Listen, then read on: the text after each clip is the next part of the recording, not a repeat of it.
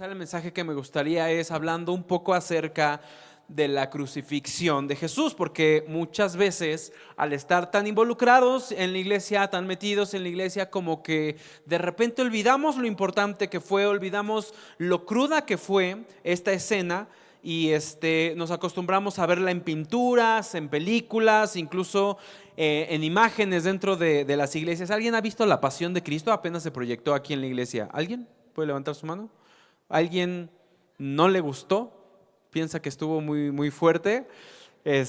Yo creo que sí es una película que tenemos que ver. Sí es muy cruda, está muy fuerte, pero nos abre un poquito los ojos de cómo fue en realidad y no solamente romantizar y como Cristo te ama, murió por ti en la cruz, pero lo que pasó en la cruz fue algo horrible, fue algo grotesco, fue golpeado, fue azotado, le escupieron, le pusieron, le taparon el rostro y lo golpeaban y después le decían, pues adivina quién te golpeó, si tú eres Dios, se burlaban de él, le pusieron una corona de espinos, sí, también los soldados se burlaban de él y había una multitud observando todo esto. El chisme no es nada nuevo, no se inventó aquí en México y en Toluca, sino que desde ese tiempo la gente iba a ver lo que sucedía en el pueblo y hablaba acerca de esto.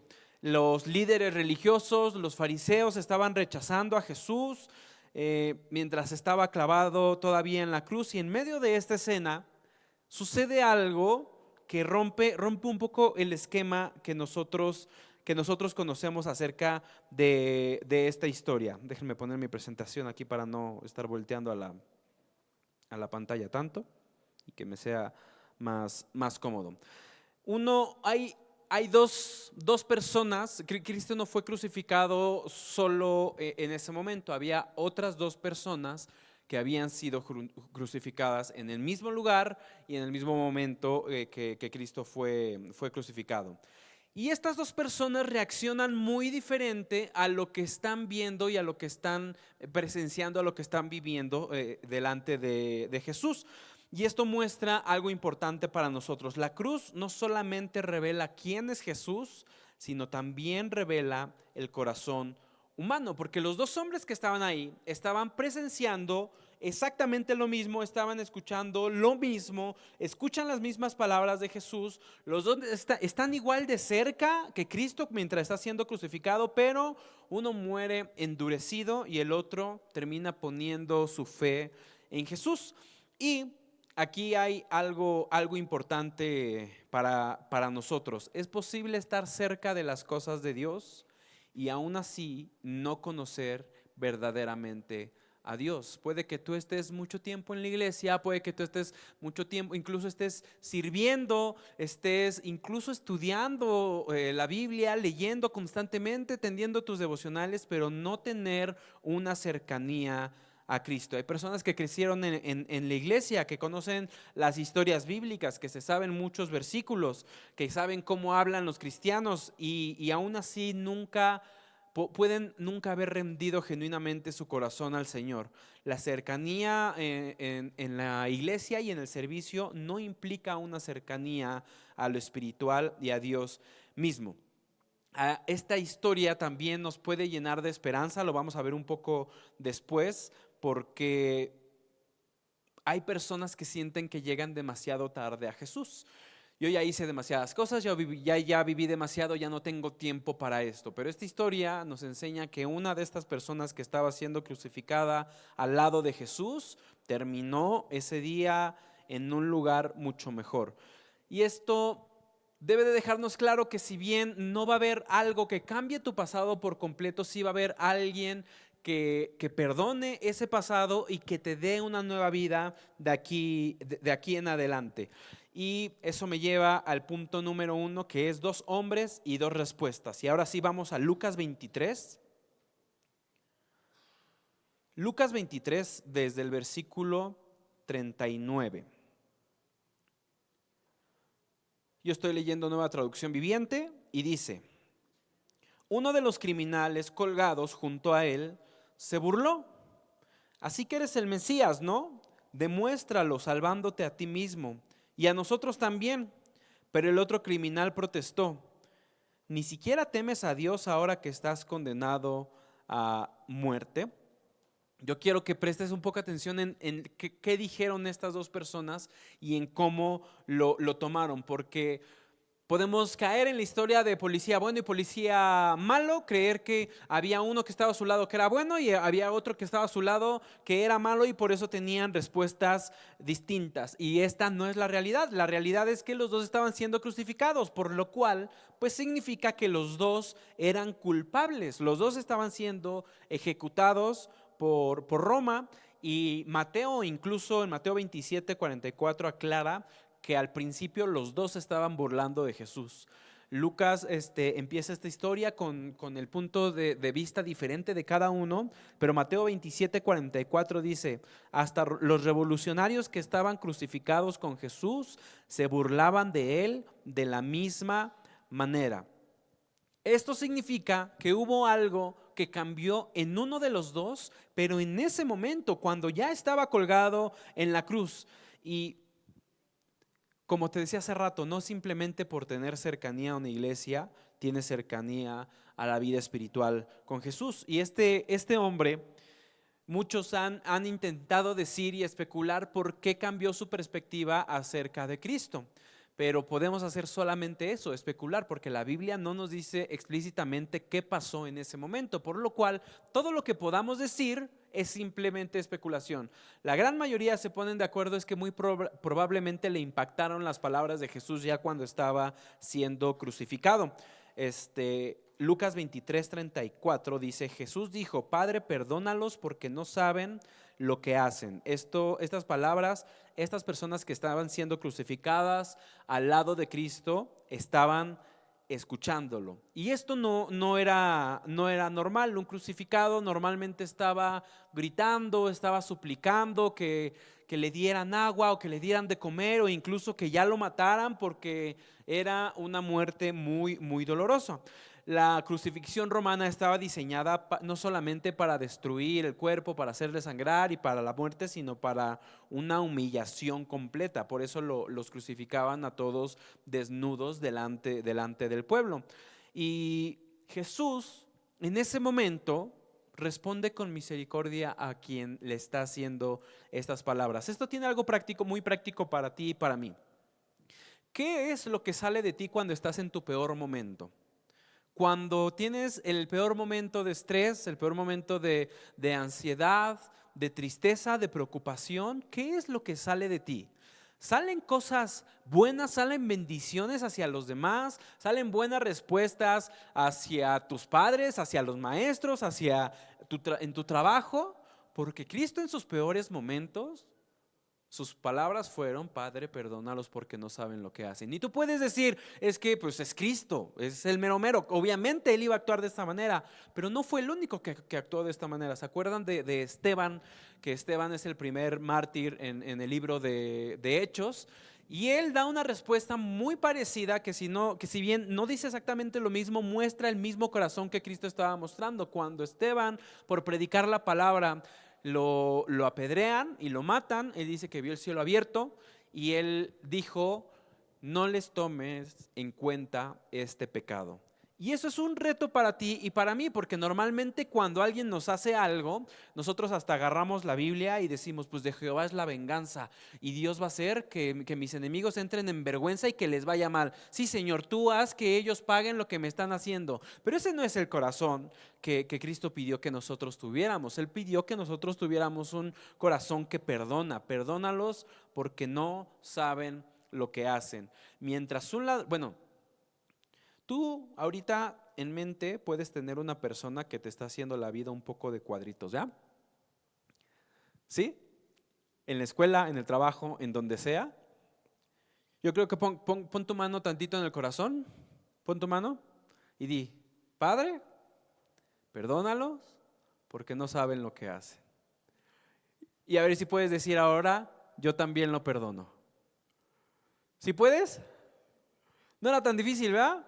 Ahora, de decirlo a comenzar a vivirlo, a lo mejor va a haber una parte un poco difícil, pero va a ser más fácil que tú lo digas y lo digas y lo digas, y hasta que te convenzas de eso. Mientras un ladrón de estas dos personas que te estoy contando seguía endurecido, seguía burlándose de Jesús y solamente quería escapar del sufrimiento, el otro empieza a reconocer quién está delante de él.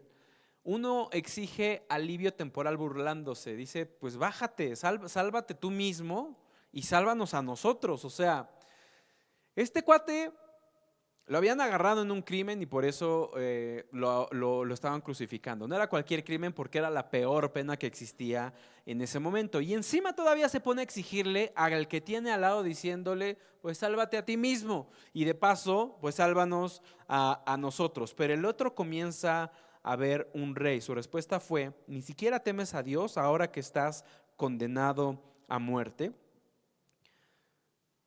Aún estando crucificado es este ladrón que se está burlando de Cristo, sigue exigiéndole cosas a Dios. Y eso nos puede encontrar a nosotros en la misma situación, porque hay personas que buscan a Dios solamente cuando tienen problemas, solamente para que te los solucione la enfermedad, para que te solucione la ansiedad, o que tu novio te dejó, o una crisis existencial, o cualquier problema. Cuando nos encontramos en una mala situación, ahí sí nos acercamos mucho a Dios y ahí sí oramos y es más fácil para nosotros. Solo quieres que Cristo te resuelva tus problemas, pero cuando lo ha hecho en otras ocasiones, pues ya me ayudaste, muchas gracias, ahí la dejamos. El otro ladrón empieza a ver su necesidad espiritual y cambia su manera de responder. La pregunta no es si estás escuchando a Dios, si estás escuchando la voz de Cristo. La pregunta es qué estás haciendo con eso que escuchas, qué estás haciendo con lo que Jesús te está enseñando. Esto me lleva al punto número 2, que es el arrepentimiento verdadero reconoce el pecado. Lucas 23, 41, seguimos en el mismo pasaje. Lucas 23, 41 dice, nosotros merecemos morir por nuestros crímenes, pero este hombre no ha hecho nada malo. Lo primero, bueno, no lo primero, pero lo siguiente que empieza a notar esta persona es el mal que él había hecho. Comienza a reconocer, nosotros sí merecemos morir, pero este hombre no ha hecho nada malo. No solamente reconoció su propio actuar, sino reconoció la inocencia de Cristo. Merecemos morir por nuestros pecados. Y esto choca un poco con nuestra manera de pensar actual, porque vivimos en una cultura donde incluso dentro de la iglesia que busca redefinir todo el tiempo el pecado. Incluso hay iglesias donde está prohibido totalmente hablar de pecado, y no hables de pecado porque la gente se enoja y se va a sentir mal y a lo mejor ya no vienen. Y comienzan a llamarle al pecado tus errores de la vida, tus procesos, tus debilidades o decisiones personales que no has cometido bien y que no te ayudan a cumplir con tu propósito. El pecado no es un error simplemente. El pecado es una ofensa a Dios. El pecado ofende a Dios y tenemos que llamar a las cosas como son. Porque si no, vamos a comenzar a cometer el error de, bueno, como fue simplemente un error, como fue simplemente una decisión personal que probablemente a Dios no le gustó, pues no es pecado, no es demasiado pequeño, y vamos a comenzar a verlo como pequeño. Si tú comienzas a ver tus pecados como unos errores pequeños, va a llegar el día en que los racionalices y digas, no tiene tanto de malo. Dios me ama tal como soy, y de hecho Cristo murió por todos mis pecados, por lo cual este que estoy cometiendo también está perdonado. Y eso no va de acuerdo con la Biblia. Pablo escribe que somos nuevas criaturas, las cosas viejas pasaron, aquí todas son hechas nuevas. Juan escribe, el que dice que permanece en Cristo debe andar como Él anduvo. Pablo también escribe que las buenas obras fueron preparadas para nosotros antes de la fundación del mundo, fueron predestinadas para nosotros. Es decir, que cuando uno viene a Cristo, sí debe de haber algún cambio, sí debe de haber algo que refleje que ahora Cristo vive en nosotros. Entonces no podemos seguir llamándole o tratar de redefinir el pecado simplemente para que sea un poco menos ofensivo para las personas. Hubo un predicador muy famoso que no me acuerdo quién fue porque no lo tengo en mi bosquejo, se me vino ahorita a la mente que le dijeron, oye, ¿qué opinas de esta manera nueva de predicar que buscan no ofender a la gente? Y su respuesta fue decirles, mira, todas estas personas se la pasan toda la semana ofendiendo a Dios por la forma en cómo actúan. Deja que la palabra les ofenda en un momento. Y esto no es contrario a lo que la Biblia enseña. ¿Recuerdan cuando Juan el Bautista predicaba en el desierto y cómo les hablaba a las personas? Generación de víboras, sepulcros blanqueados. Imagínate que alguien te diga a ti que huele mejor una tumba que tú. Imagínate que alguien te diga que sí, te ves muy bien, un sepulcro blanqueado, es que eres como una tumbita que está bonita por fuera, pero pues por dentro pues huele a muerto. Y esta persona no hizo eso. Esta persona dijo, nosotros merecemos esto, merecemos morir por nuestros crímenes. Romanos 3:23 dice, pues todos hemos pecado, nadie puede alcanzar la meta gloriosa establecida por Dios. Como te decía hace un momento, esta persona no solamente reconoce que él ha pecado y que él ha cometido errores y que él sí merece morir, sino también reconoce la inocencia de Jesús. Mientras todos alrededor se estaban burlando, este hombre empieza a entender que el único verdaderamente inocente en esa escena era Cristo. Y aquí quisiera aclarar algo que tiene mucha importancia y que a lo mejor has escuchado, pero es importante que lo volvamos a ver. Muchas veces tú piensas que te has arrepentido de tu pecado o arrepentido de lo que estás haciendo mal simplemente porque estuviste triste y porque lloraste por eso. Y tuviste un momento hermoso, en un momento de adoración y de alabanza y te pusiste a llorar y te pusiste de rodillas. Esos tiempos yo no estoy diciendo que sean malos, son muy buenos. Si tú dices, ya me arrepentí, ya se lo entregué al Señor. Pero si lo siguiente, la escena siguiente o lo que procede a ese actuar es que sigues actuando de la misma manera, no hubo un arrepentimiento genuino. ¿Cuál es la diferencia? Porque en la Biblia se traducen las mismas palabras igual, arrepentimiento. Hay dos palabras que se traducen como esto y ojalá te las puedes aprender de memoria y si no, aquí van a estar en la pantalla. Una es metanoia y la otra es metamelomai. Les pido que si me pueden seguir en la presentación, en esa. Aquí están las dos. Metamelomai significa, esta palabra que también se traduce como arrepentimiento, significa que hubo un dolor en ti. Hubo una prédica, hubo un mensaje, hubo un reel, porque ahora hasta los reels ministran, dicen algunos a veces, que te hizo ver que estabas cometiendo un error y te sentiste triste, fuiste a tu cuarto, Señor, perdóname, no sabía que estaba haciendo mal, o un momento de alabanza de rodillas, pediste perdón. Pero después de eso seguiste exactamente con la misma vida. Eso se llama arrepentimiento metamelomai. Estás centrado simplemente en una emoción y en que te dolió. Sentiste feo por haber hecho algo.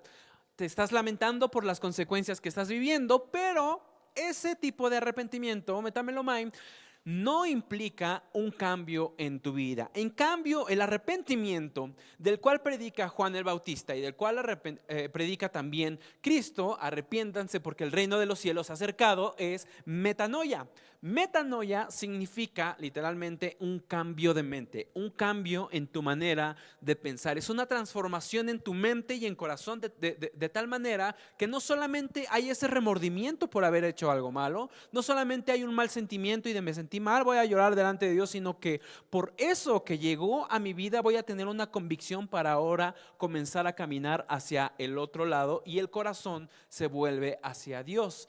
Ese arrepentimiento es metanoia. Es importante que tú aprendas a diferenciarlos porque muy probablemente le has pedido muchas veces perdón a Dios por algo y otra vez por lo mismo y otra vez por lo mismo y otra vez por lo mismo y esto no es arrepentimiento y debemos de tener mucho cuidado con esto porque probablemente no estás viviendo la cercanía a Cristo como tú crees que le estabas viviendo y solamente es un sentimiento de culpa por algo que hiciste.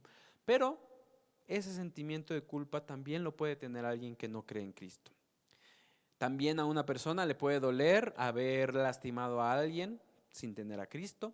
Una persona puede decir, híjole, esto que hice estuvo mal, pero pues no lo voy a cambiar, y esto es importante que tú y yo lo aprendamos a diferenciar. No es solamente una palabra en griego que hay que aprender. La Biblia está de acuerdo con esto. Proverbios 28:13. Los que encubren sus pecados no prosperarán, pero los que confiesan y se apartan alcanzarán misericordia. Si hay algo que debemos de admitir nosotros, es que no nos gusta aceptar cuando la regamos.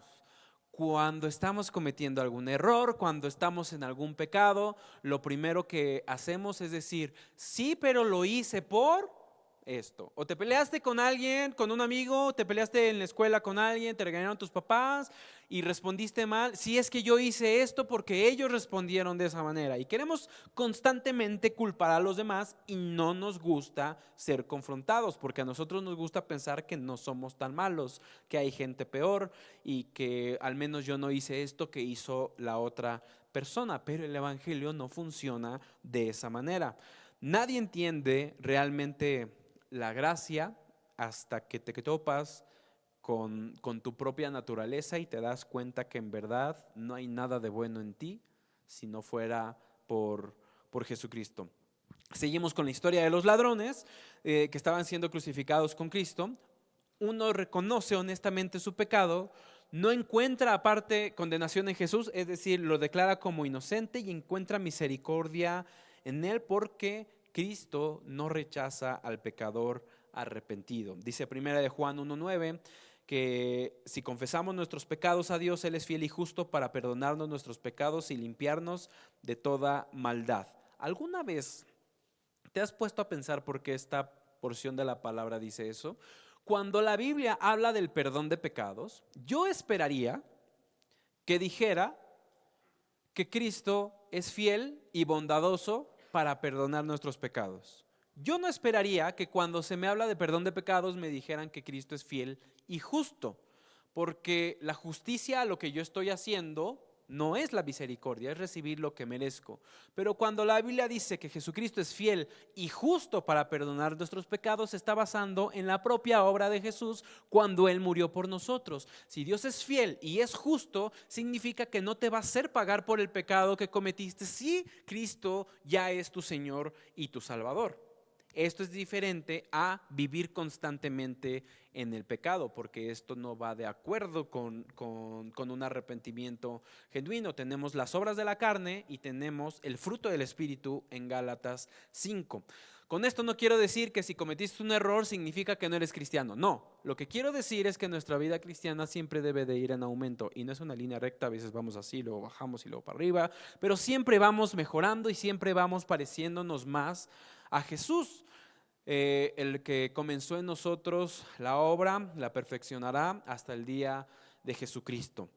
Esto sigue siendo verdad hoy, no solamente para esos ladrones que estaban siendo crucificados junto a Jesús. No importa cuán lejos hayas llegado, no importa, esto suena cliché muy cristiano, pero es cierto, no importa lo que hayas hecho, la sangre de Cristo cubre multitud de pecados. No importa cuántos años hayas vivido lejos de Dios, aun cuando hayas escuchado del Evangelio desde pequeño, la gracia de Cristo sigue siendo suficiente para ti, para el que se arrepiente y viene a Él. Esto me lleva al tercer punto, que es que este ladrón reconoció quién era Jesús. Lucas 23:42 dijo, entonces dijo, Jesús, acuérdate de mí cuando vengas en tu reino. Esta persona no le pidió a Cristo, como el otro, que lo bajaran de la cruz. No le pidió, el otro le estaba pidiendo, sálvate y también sálvanos a nosotros. Todavía se ponía a exigirle. Esta persona le dijo, acuérdate de mí cuando vengas en tu reino. Esta persona estaba entendiendo que no iba a ser en ese mismo momento cuando iba a recibir una respuesta o una forma de salvación de parte de Jesús. Y yo quiero que pienses por un momento, como hace rato lo hicimos, que nos pusimos en la escena recordando algunas partes, porque ahorita nosotros le podríamos decir a Cristo, acuérdate de mí cuando vengas en tu reino, Pero esta persona le estaba hablando a alguien que estaba crucificado, que estaba golpeado, que estaba ensangrentado, que estaba a punto de morir, que estaba en sus últimos momentos literalmente de vida aquí en la tierra por nuestros pecados. A este tipo de persona le estaba hablando. No parece alguien victorioso, no parece alguien que tenga un reino, no parece alguien que tenga un poder para poder ayudarle porque estaba siendo crucificado junto a él. Los propios discípulos estaban confundidos, la multitud se burla, los líderes religiosos creen que derrotaron y que callaron a este alborotador. Y en esa escena, una persona se atreve a decirle: acuérdate de mí cuando vengas en tu reino. Jesús realmente era rey en ese momento y muchos no lo entendieron. Cuando este ladrón puede pedirle algo a Cristo, no le pide riquezas, no le pide comodidad, una segunda oportunidad, no le pide que le resuelva su problema, solo le dice: acuérdate de mí. Eso refleja una humildad en esta persona genuina. Ya no está exigiendo, ya no está burlándose, ahora entiende que no merece nada y aún así clama por misericordia. Juan 14:6 nos lleva a una verdad que no es superficial, pero que fue verdad antes de que Cristo muriera, mientras estaba en la cruz, y hoy que está Cristo reinando y está resucitado. Dice: yo soy el camino, la verdad y la vida, nadie puede venir al Padre si no es por medio de mí.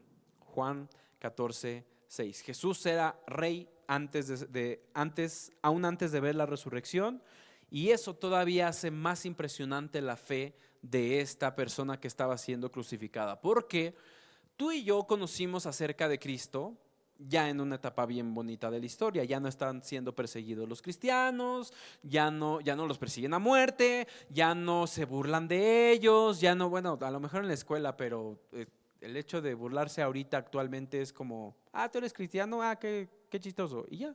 Y a eso a veces para nosotros es: ay, se burlaron de mí. No, estas eran persecuciones de a de veras. Este hombre probablemente entendía muy poco de doctrinas teológicas y de forma de hacer iglesia comparado con nosotros, pero entendió algo esencial. Era pecador, Jesús era inocente y solamente Cristo podría salvarlo. Romanos 10:9 dice: si declaras abiertamente que Jesús es el Señor y crees en tu corazón que Dios lo levantó de los muertos, será salvo.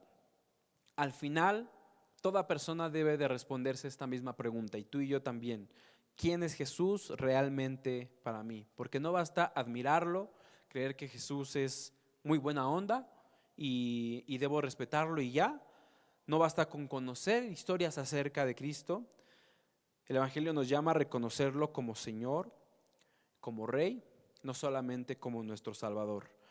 Me lleva al punto 4, que es: la salvación es por gracia y no por obras. Si volvemos a ver a este ladrón y viendo su contexto completo, pareciera injusto para algunos de nosotros, porque tú y yo que conocimos del Evangelio, pues se nos ha dicho que hay que leer la palabra, que tenemos que obedecer la palabra, que tenemos que estar pendientes de nuestro actuar, de nuestro testimonio y todo. Pero esta persona, en los últimos momentos de su vida, recibió salvación y recibió una promesa. Esto quiero que derrumbe todo argumento tuyo de que pienses que puedes hacer algo para agradar a Dios. No hay algo fuera de Cristo y fuera de la obra de Cristo en nosotros que podamos hacer para agradar a Dios. Y no quiero que se malinterprete esto, no quiero decir que no debemos de intentar vivir la palabra, pero incluso intentar vivir, si tú intentas vivir tu vida basado en la palabra, eso no va a agradar más o menos a Dios. Te voy a decir por qué. La palabra dice que tus mejores obras son como trapos de inmundicia delante de Dios. Lo único por lo que tú eres agradable delante de Dios es por la obra de Cristo en ti. La palabra dice que el que no conoció pecado, por nosotros hizo pecado, para que nosotros fuésemos hechos justicia de Dios en él. Es decir, La única razón por la que tú eres agradable delante de Dios es por el sacrificio de Cristo. Y es como si aquí estuviera Dios Padre, aquí estás tú. Y si te viera directamente a ti, vería pecado, vería pasado, vería malas formas de actuar. Pero lo que pasa es que ya no te está viendo a ti, sino que está viendo en medio la obra de Cristo y está diciendo, hey, por Él yo ya pagué. Y entonces Dios ahora ve toda la justicia de Cristo y toda la forma en que Cristo vivió, la ve en ti. Esa justicia de la vida perfecta de Cristo es puesta en ti y ahora Dios te ve de esa manera. Ya no vivo yo, más Cristo vive en mí. Esto no significa que yo debo de caer en el error. Bueno, como Dios ahora ve a Cristo en mí, pues no importa nada de lo que yo haga. No, sí importa, porque debemos de seguir obedeciendo la palabra, y la palabra es consistente con esto, que debemos de dar ejemplo y vivir una vida digna de su llamado. Creer que el cristianismo consiste solamente en portarse bien y hacer suficientes cosas buenas o mejorar como persona no es una percepción correcta del Evangelio. Esta persona en sus últimos momentos de vida recibió salvación solamente por gracia. Efesios 2 del 8 al 9 dice: Dios los salvó por su gracia cuando creyeron. Ustedes no tienen ningún mérito en eso. Es un regalo de Dios. La salvación no es un premio por las cosas buenas que hayamos hecho. Así que ninguno de nosotros puede jactarse de ser salvo. Esto no quiere decir que las obras no importen, importan mucho, pero como resultado de la salvación, no como el medio para llegar a la salvación. Santiago lo explica muy bien cuando dice: muéstrame tu fe, yo te mostraré mi fe por mis obras, y la fe sin obras es muerta. No significa que tienes que hacer obras para tener fe, significa que si tienes fe va a haber obras que demuestren que hay esa fe en ti. Y algo hermoso, y mi parte favorita de todo este pasaje que estamos estudiando, dice, es que Jesús no le pide a este ladrón que primero demuestre algo acerca de su arrepentimiento, que demuestre buenas obras. No le exige tiempo, no le exige, ok, ya te salvé, pero de aquí en adelante vas a estar todos los viernes en la iglesia y todos los domingos en la iglesia, y te tienes que levantar a hacer tu devocional y tienes que orar todas las mañanas. No, no le dice tienes que. Lucas 23:43 dice: Jesús respondió: te aseguro que hoy estarás conmigo en el paraíso. El ladrón al final de su vida, sin nada que ofrecer, pero Jesús respondiendo con seguridad absoluta. No hay incertidumbre, no hay duda en las palabras de Cristo. No le dice, a lo mejor, pues vamos a ver si te veo en el paraíso. Dice, después de un tiempo, cuando venga por segunda vez, te voy a ver en el paraíso. Le dice, hoy estarás conmigo en el paraíso. La muerte no es el final para el plan de Dios, es una entrada a su presencia. Y este punto es especialmente importante para mí explicarlo, porque no sé si alguno de ustedes ha perdido algún familiar o algún ser querido antes de tiempo. Si esta persona estaba en Cristo, esta enseñanza respalda que en el momento en que partió, en ese momento está en la presencia de Dios. Cristo todavía iba a tardar 3 días y 3 noches en resucitar. Cristo todavía se iba a presentar a las mujeres y a sus discípulos y a más de 500. Cristo todavía les iba a decir la gran comisión a sus discípulos. Todavía faltaban muchas cosas de la historia del Evangelio que nosotros conocemos, pero ese día Cristo le dijo: hoy estarás conmigo en el paraíso. Así que no tengas ninguna duda de que si perdiste a alguien que estaba en Cristo, esta persona está mucho mejor que tú y que yo. Y no es un cliché religioso que decimos, ahora está en un lugar mejor, porque esa frase se hizo famosa porque es verdad. Si esta persona tenía a Cristo Cristo reinaba su vida y era su Salvador, esa persona está mucho, mucho mejor para nosotros. Esta es la misma visión que tenía Pablo. Pablo decía: para mí el vivir es Cristo y el morir es ganancia, y se debatía él mismo porque decía: yo quiero estar en esta tierra porque quiero enseñarles y quiero mostrarles cómo se debe de vivir y quiero enseñarles lo que Cristo me enseñó, pero la verdad es que yo quisiera estar ya con el Señor porque allá es una mejor vida. Esa es la verdad, y con esto no quiero decir que no debes de llorar si perdiste a alguien, porque el cristiano, pues sí, no somos de piedra. Claro que vamos a llorar y nos vamos a sentir mal si perdemos algún ser querido, si perdemos algún familiar, pero también Pablo enseñó: no lloren como los que no tienen esperanza. Nosotros lloramos porque vamos a extrañar a la persona, es cierto, pero tenemos la esperanza de la vida eterna. Y no solamente dijo que iba a estar en el paraíso, le dijo: vas a estar conmigo en el paraíso. Esa persona está con Cristo. No tienes que lamentarte por ella. Probablemente extrañas a esta persona. ¿Duele? Claro que sí duele. No te voy a decir que va a dejar de doler, porque probablemente no. Pero esta vida no es lo último en el plan de Dios para ti y para mí. Cuando tenemos esta perspectiva de la vida, nos recuerda que este mundo no es nuestro último destino. El sufrimiento, la enfermedad, el pecado, el nuevo virus que viene según en un barco, quién sabe qué va a pasar o algo, y ya estamos preocupados de: híjole, otra vez como el COVID o algo así. O sea, no te preocupes.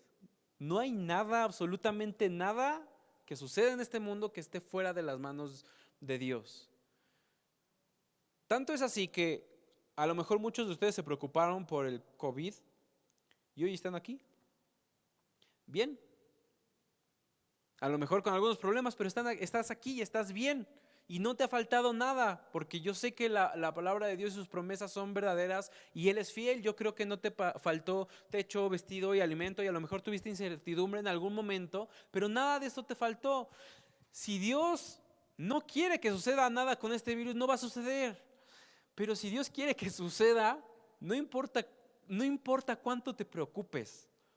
No va a cambiar absolutamente nada. No dejes que nada de esto te preocupe. No es solamente una filosofía bonita y positiva. Mateo nos enseña en palabras de Cristo que le decía: no se preocupen por qué van a comer o qué van a vestir el día de mañana. Miren a los lirios del campo, cómo ni aun Salomón con toda su gloria se vistió como uno de ellos. Y después dijo: miren las aves del cielo, no siembran, no trabajan, no hacen nada, y aún así el Señor les alimenta todos los días. ¿Qué no Dios, que tiene cuidado de los lirios del campo y de las aves del cielo, va a tener más cuidado de ustedes que de esas cosas? Y si pones un poco de atención lo que Cristo estaba diciendo cuando dijo: volteen a ver los lirios del campo. ¿En dónde están los lirios del campo? Pues abajo, volteo a ver para abajo, ¿no? Y volteen a ver las aves del cielo, pues volteo a ver para arriba. Lo que te está diciendo Jesús: no importa lo que esté entre el piso y el cielo, lo que te controla a ti es Dios. Quien cuida de ti es Dios. El que puede sostener el universo entero, el que puede sostener las galaxias, la tierra es el estrado de sus pies, todas las aguas de la tierra caben en el hueco de su mano. El que sostiene todas esas cosas es tu Padre, es tu amigo y está contigo. No tienes absolutamente nada de qué preocuparte. La escena termina igual que como comenzó: a dos hombres junto a Jesús, ambos cerca de la cruz, ambos escuchando las palabras de Cristo, ambos pecadores, ambos crucificados, ambos a punto de morir, pero uno endurecido y el otro confiando en Jesús. Y esto debe de recordarte que no hay nadie de nosotros que vaya a ser salvo por medio de las obras que hagan. Estas personas tenían muchas similitudes, pero uno de ellos reconoció algo que el otro nunca pudo reconocer. Entendió su pecado, entendió quién era Jesús y puso toda su esperanza en Él. No tenía buenas obras para ofrecer, no tenía tiempo para reconstruir su vida o arrepentirse. Solo podía depender de la gracia y de las palabras que estaban recibiendo de Cristo en ese momento. Y Esto es importante porque a veces pensamos que tenemos que arreglar primero nuestra vida para venir a Cristo. Yo no puedo venir a Cristo en este momento porque estoy muy mal. No le estoy obedeciendo, he ofendido, yo conozco su palabra y no estoy haciendo lo que Él quiere, por lo cual no puedo venir a Cristo. Esto no tiene ningún sentido. Hemos puesto muchas veces este ejemplo, pero en verdad funciona. ¿Quién de ustedes se enferma, le da una infección horrible en el estómago, en la garganta o algo, y está con temperatura en la cama y dice: no puedo ir a ver al doctor ahorita porque ando bien enfermo? Deja que mejore tantito, deja que me empiece a sentir mejor y ya lo voy a ver, porque ¿qué va a decir el doctor de que voy enfermo? Pues que no para eso está el doctor, para ayudarte a mejorar de eso. El hecho de que tú intentes mejorar tu vida para venir a Cristo solamente da a entender que no has entendido la obra de Cristo. Solamente quiero decirte, es imposible que tú mejores tu vida para venir a Cristo. No hay forma en que la mejores, no hay forma en que puedas ser mejor hijo, ser mejor trabajador, ser mejor estudiante sin venir antes a Cristo. No te retengas, no pienses que debes de esperar una señal específica o dejar el pecado en el que estás o dejar la forma en cómo te estás comportando para poder venir a Dios. No. Mateo 11:28 dice: vengan a mí todos los que están cansados y llevan cargas pesadas y yo les daré descanso. Cristo que quiere que vengas así como estás. Así como estás, Cristo quiere que vengas a Él. Y no me quiero quedar ahí porque esa frase es muy famosa. Ven así como estás, y después de 10 años, pues ven así como estás. No, Cristo quiere que vengas así como estás, pero no te va a dejar de la misma manera, porque no es su plan para tu vida dejarte de la misma manera. Sino pues ¿para qué vamos a Él? ¿Qué diferencia habría entre todos nosotros antes y después de Cristo? Si la propia historia es antes y después de Cristo, para nosotros también debe de ser una vida antes y una vida después de Cristo. Tú puedes venir a Cristo.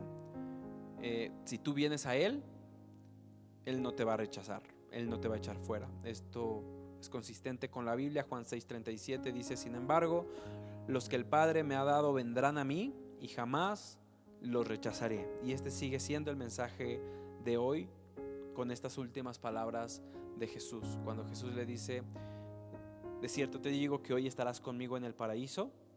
Si tú aceptas a Cristo como tu Señor y tu Salvador, el día que partas de esta tierra y el día que partas de este mundo, vas a estar con Cristo en el paraíso. No solamente es algo futuro, porque pensamos en la segunda venida de Cristo y decimos: yo ya quiero estar en esa nueva Jerusalén y yo ya quiero estar disfrutando de todas esas cosas. Pero si el día de hoy parte alguien en Cristo, el día de hoy va a estar en el paraíso, de acuerdo con lo que estamos viendo en este versículo. No temas más, no tengas miedo, no te preocupes. Por mucho que te preocupes, no puedes añadir unos centímetros de altura a ti. Dice también el Evangelio, no hay nada que puedas hacer. Unos dicen: yo sí quisiera añadir unos centimetritos no lo necesitas. Como Dios te hizo, estás perfecto y perfecta. Así estás bien.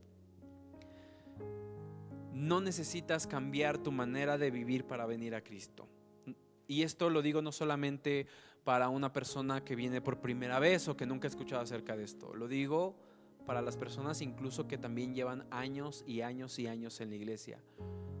No necesitas cambiar tu manera de vivir para venir a Cristo. Necesitas venir a Cristo para que Él cambie tu manera de vivir y tu manera de pensar y tu manera de ver el futuro y tu manera de ver el presente. Lo que necesitas es a Cristo. Este ladrón lo entendió y le dijo: acuérdate de mí cuando vengas en tu reino. Cristo no le dijo: sí me voy a acordar de ti, no te preocupes. Le dijo: hoy estarás conmigo en el paraíso. Y ese es el futuro que tenemos tú y yo, si creemos en Cristo. Lo que nos tenemos que preguntar es: ¿qué vamos a hacer con lo que hemos escuchado? Porque tú puedes escuchar muchas veces este tipo de mensajes, tú puedes escuchar muchas veces que se te presenta el Evangelio y creer que ya crees en él, pero probablemente no. Y esto no lo digo para condenación, culpa o vergüenza, o que te culpes a ti mismo, sino para que digas: mi vida de verdad está reflejando que Cristo vive en mí. Y si no,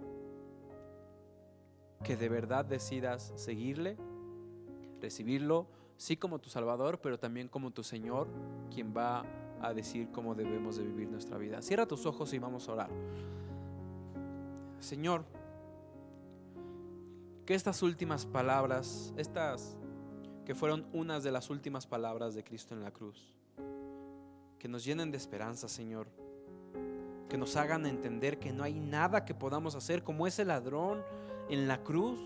Ya no había nada que pudiera mejorar en su vida, ya no había nada que pudiera ofrecerte, y aún así recibió salvación, misericordia y perdón.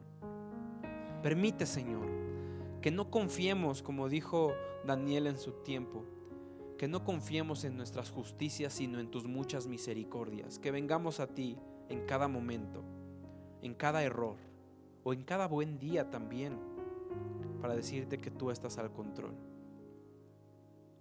Señor, si alguno de los que está aquí ha tenido mucho tiempo en la iglesia, pero probablemente aún no es tu hijo, te pedimos, Señor, que concedas la fe y que concedas el arrepentimiento a todas esas personas. Y si tú eres una de estas personas, ora en tu lugar y dile: Señor, yo he estado mucho tiempo en una iglesia o probablemente vengo por primera vez y no ha habido ninguna diferencia, pero hoy he entendido que los errores que he cometido, tu palabra le llama pecado. Y si he permanecido en ellos, probablemente algo esté mal en mí. Si me he engañado y en realidad no estás reinando mi vida y no eres mi Señor, quiero pedirte perdón por mis pecados, Señor. Y quiero pedirte que me concedas arrepentimiento. Y no solamente quiero confesarlos delante de ti, mis pecados, sino que quiero confesarlos y apartarme de ellos para hallar misericordia. Yo te pido, Señor, que todas estas personas a las que estás concediendo arrepentimiento por medio de tu Espíritu Santo puedan recibir salvación, amor, perdón de pecados, aun cuando tengan muchos años en una iglesia, Señor. Que tu Espíritu Santo convenza de pecado, redarguya, les llene de dones, les llene de propósito, y que todo esto lo utilicen para edificar a tu iglesia, Señor. Y que estas últimas palabras que Cristo decía en la cruz sean verdad también hoy para nosotros y nos llenen de esperanza para el día en que partamos contigo. Sepamos que vamos a estar contigo en un lugar mejor, Señor. Gracias, Señor, por tu palabra. En el nombre de Jesús. Amén. Amén. Muchas gracias a todos por